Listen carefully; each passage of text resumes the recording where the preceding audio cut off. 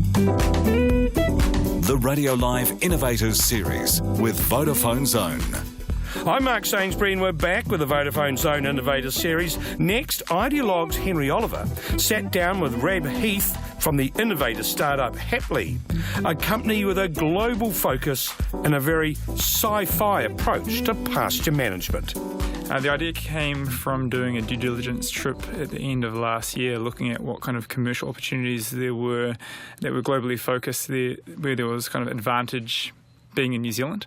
And so we kind of went to LA, San Fran, Colombia, Boston, New York, London, Hong Kong, came back, and we just kept landing on kind of drones in the primary sector. So it kind of stemmed from there, and we ended up just calling lots and lots of farmers, and we just found that there was a need.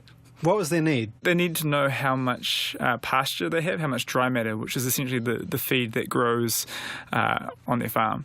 And currently they have to manually go and inspect, and so they're really interested in, well, how do we get that information without having to actually spend 4 or 5 hours at a time walking paddock to paddock. And what does the drone actually do?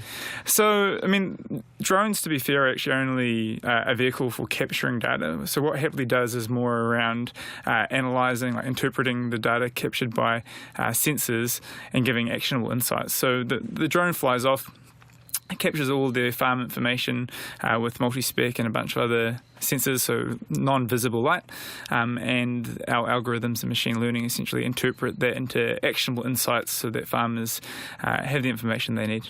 So how did you realise the idea that you had could be turned into a actual business? The quality and quantity of pasture is like the staple or the keystone in pastoral farming. So it's the most valuable resource farmers have, and we saw an opportunity to optimise the use of that resource that they have. What was happening in your professional life at the time when you had the idea? I had taken a bit of a break from commercial projects, and I had previously been working on a charity that teaches tech to kids.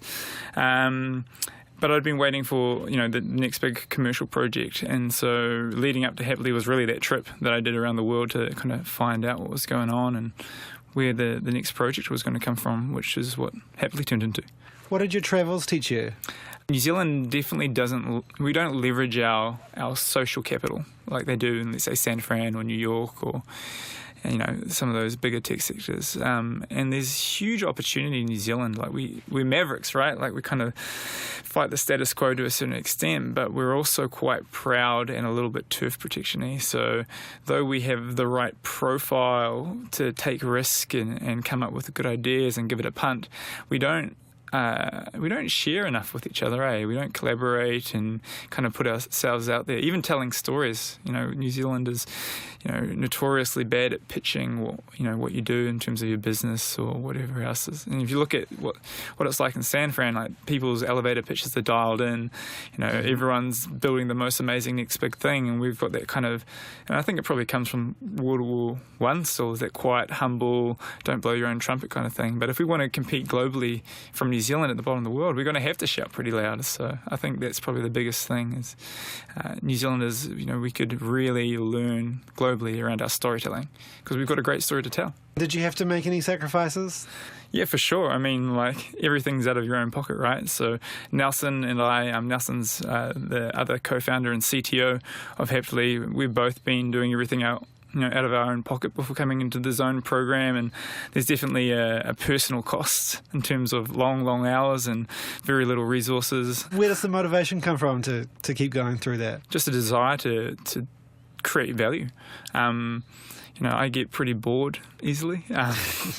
And so the ability to work on hard problems and do things that excite me and keep me on my toes is definitely, where the motivation comes from. So it's the variability of startups that's most exciting, right? You never know what's going to happen from day to day. Did you have any early roadblocks or failures? With Haptly? Yeah. Haptly originally was looking at being a beyond line of sight platform that people could develop for, specific applications. So doing a low altitude traffic control type Right. thing. So we actually pivoted into what we're doing now with pastoral monitoring for a number of reasons.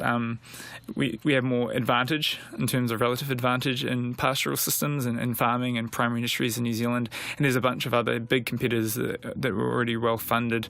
So it made more sense to move into an area where, greener pastures, so to speak, where we had advantage. We'll be back in just a minute with more from the Vodafone Zone Innovators Series.